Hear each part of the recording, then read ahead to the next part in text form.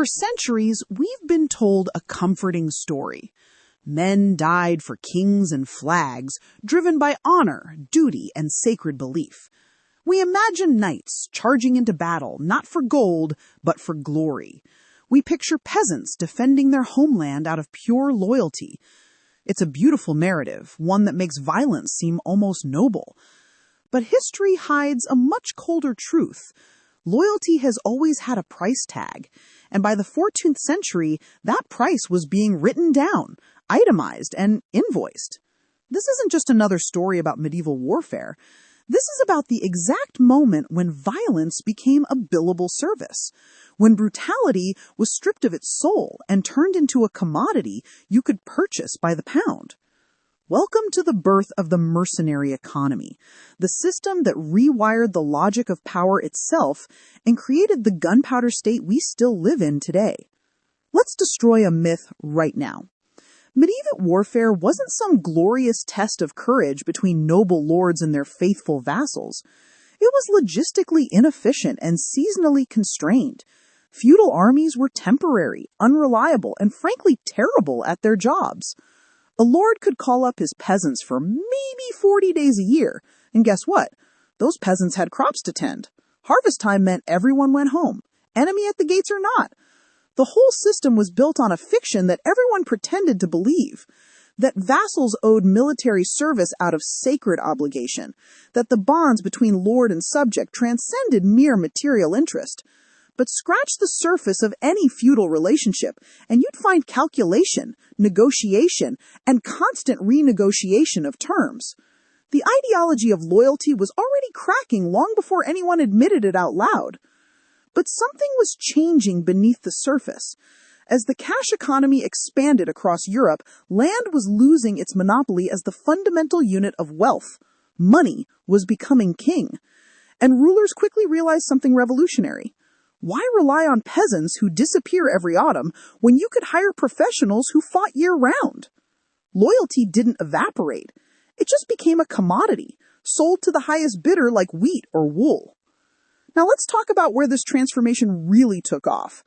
14th century Italy became the laboratory for corporate warfare. Enter the condottieri, mercenary captains who ran their private armies like multinational corporations. These weren't wild bandits.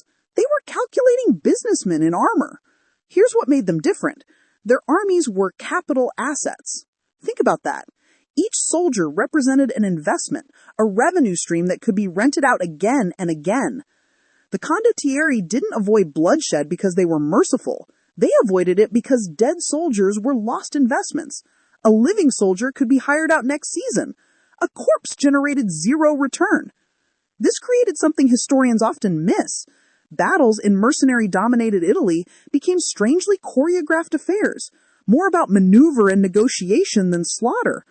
Why destroy your competitor's inventory when you might hire his men next month? Why risk your own assets when you could achieve the same political goal through strategic positioning? Wars started looking less like apocalyptic clashes and more like elaborate corporate negotiations conducted with armed men as props. The Italian city-states became complicit in this theater. They preferred it this way. Hire mercenaries, let them posture and maneuver, achieve your political objectives without devastating your own population or infrastructure. It was almost civilized, if you ignored the underlying corruption of turning organized violence into just another sector of the economy. But here's the deeper consequence. States were losing their monopoly on violence. War was no longer the exclusive domain of sovereigns and their subjects. It was a service you could purchase on the open market. Victory stopped going to the most righteous cause. It went to the best financed one. Justice became a budget line item.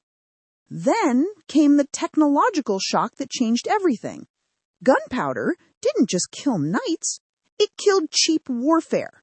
Cannons, fortifications capable of withstanding artillery, the supply chains needed to support gunpowder armies. All of this required infrastructure on a scale that local lords simply couldn't afford. A castle that took decades to build could be reduced to rubble in weeks. The entire architecture of medieval power became obsolete almost overnight. Suddenly, the cost of staying competitive in warfare skyrocketed. You needed foundries to cast cannons, engineers to design new fortifications, logistics networks to move gunpowder and ammunition, standing armies trained in new tactics.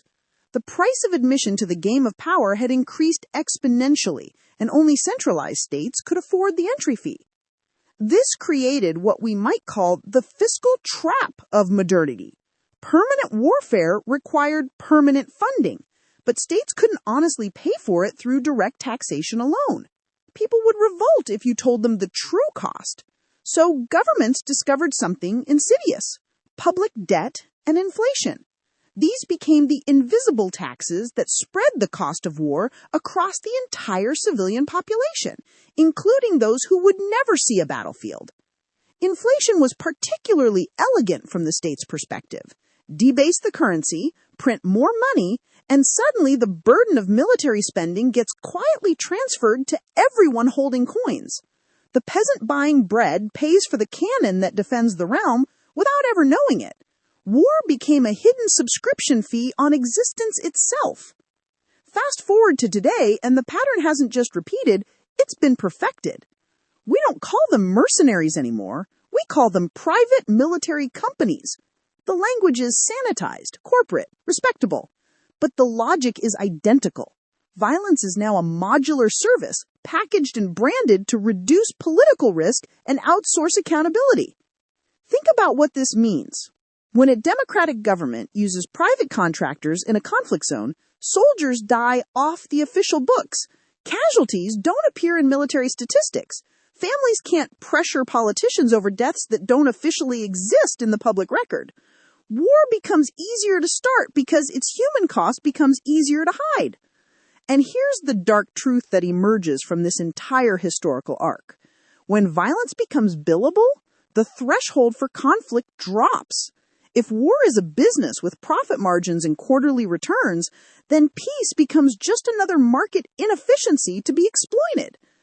Wars become easier to start and harder to end because someone, somewhere, is making money from the continuation of violence. The mercenary revolution teaches us something uncomfortable about human civilization. When power is for sale, ethics become optional. When loyalty can be purchased, it can also be revoked. When violence is outsourced, responsibility evaporates into a maze of contracts and subcontractors. History doesn't repeat, but the payroll always remains the same. If you don't understand who signs the checks, you'll never understand who really rules. Subscribe to Ledger Noir to decode the truth behind the money.